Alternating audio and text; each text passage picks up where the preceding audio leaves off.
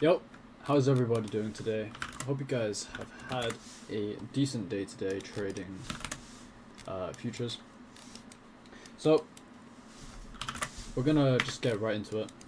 Off of the day, I was looking for this 4 hour order block, and we also had a 4 hour order block here.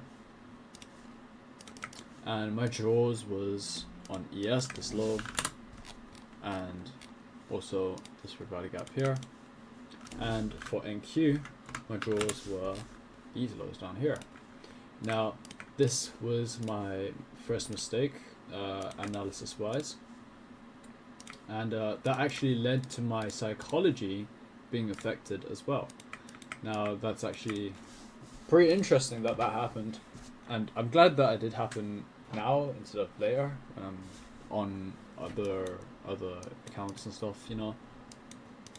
But anyhow, we're gonna go on to we're gonna go back to the 4 hour. We have a 4 hour order block here, and then also this hourly change in the state. So off the bat, order flow is looking bearish, right? We also tap into this hourly for value gap, something I was looking to see for at open. So let's go to the 15. We have this buy side up here, and same thing on ES, although we did take it out pretty soon at open. So we took it out, and then on the 5 minute we have we have these highs, and on the 1 minute, this is where my first entry is, right? So we have this change in the state, we have our inversion, and then we have our internal manipulation of these highs, and then we dump here to these lows and the low down here.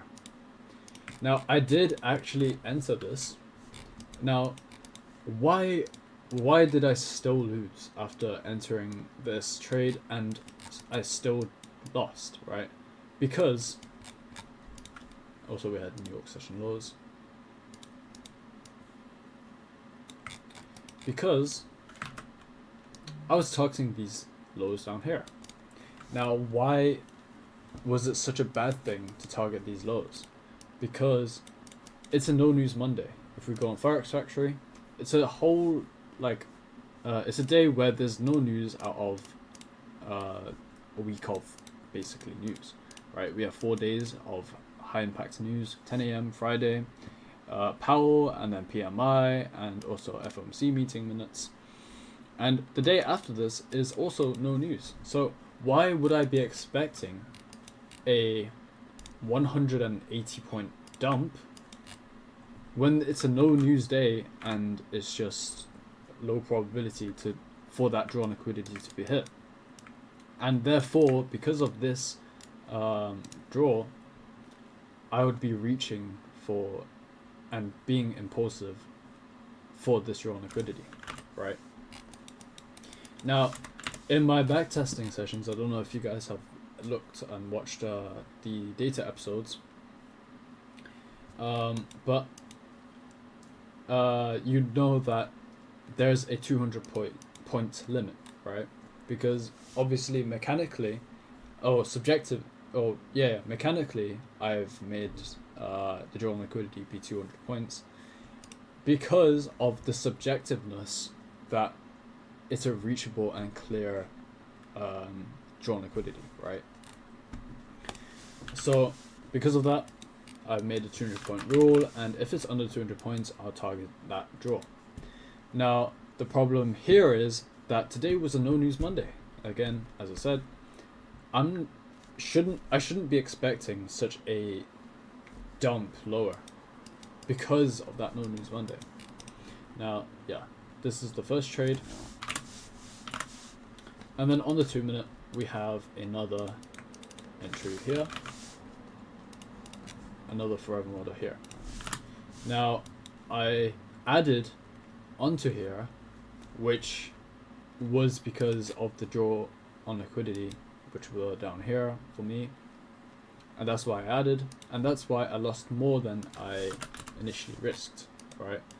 And of course today was a lower sized day because of the No News Monday, and also because of the change in the state being a bit hesitant. And yeah, that's why I lower risked, and yeah, that's basically it. So we did edge New York session here. That was gonna be my break-even spot. And why was that a bad break-even spot? Because all of these draws are already taken, and it's not even like this low is a insignificant low. It's the London low, and I should have been break-even there.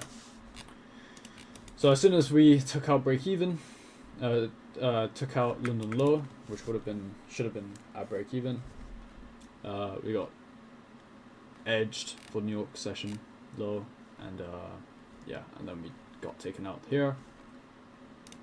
So as you guys can see, minus $400 or minus $500 ish, and yeah, this was the first initial entry, and then when the higher time frame entry came in, I took another 4 micros, and was supposed to go break even, but didn't because RR looked terrible.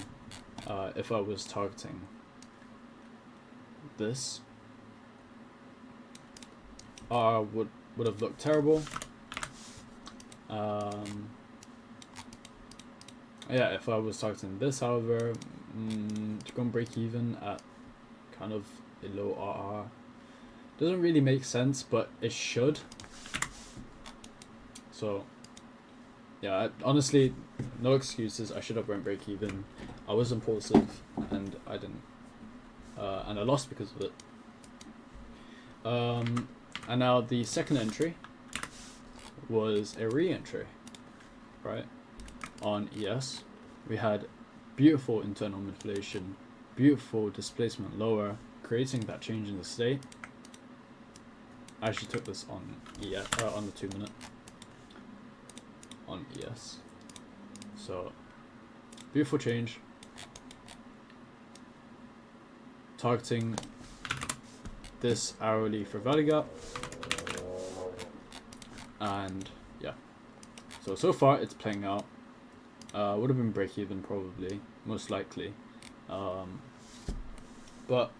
because New York session low has already been taken out right here, I exited out of that and got stopped at break even. I actually only noticed NQ take out that New York session low only after, like, over here, when the whole thing was kind of like it dumped and pumped. Yeah, and I went break even a bit late, so that's why, if you guys can see, it was a little bit of a loss, but obviously it's not that much. I don't really mind that. It's not that big of a deal. Losing $50, yeah, it's just not that big of a deal, honestly. And yeah, so hope you guys have had some insight into today. I'll go over my journal on TradePath. So starting my trading session. So this is what I was looking for. Daily, not really much on the daily. It's the 5 minute. Wait, why is this all of the 5 minute? Are these all the same pictures? These are all the same pictures. What the? Bruh. Okay, it's fine. Morning analysis. What's your market outlook for today? So coming to the day, on the daily, I didn't really say anything that much interesting. We had SMT at the highs, but that's pretty much it. On the 4 hour, we're maintaining a bearish order flow. Not really that into anything right now. We have SMT at the lows, but I'm leaning towards being short. I would like to see order flow keep pushing lower on the lower time frames. The hourly looks a lot better we have a bit more structured price action. I want to see the lowest, the lows. I don't know why it's kind of cooked in English. Get taken out. We have SMT at the lowest, lows again. Lows there. So again, I'd probably still want to go lower, but want to see the inefficiency on ES get tapped into, and then we form a model going lower. We tap the 4-hour change on this change in the state. We'll just do CISD. Or order block, want to see the draw on liquidity be lower. So we actually tapped into the hourly fair value gap. We've made the change in the state on the 5 minute. I just want to see this keep holding now. We have SMT at those highs as well.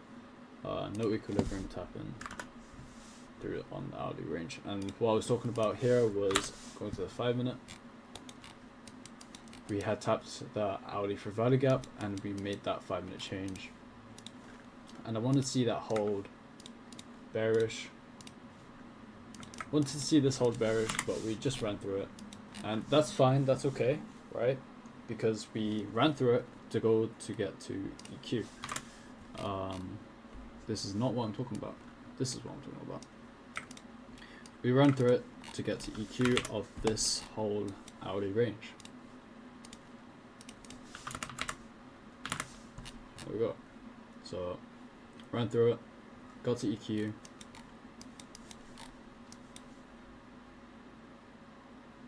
And then we dumped off of open. But obviously NQ had also reached EQ as well, and it was slightly weaker than ES. So that's why I took it on NQ. We had SMT these lows, at these highs here as well. Yep. Hope you guys have enjoyed that trade recap. Bit scuffed, I'm not gonna lie. I'm a bit. Yeah, it's just I don't know. It's just a bit scuffed.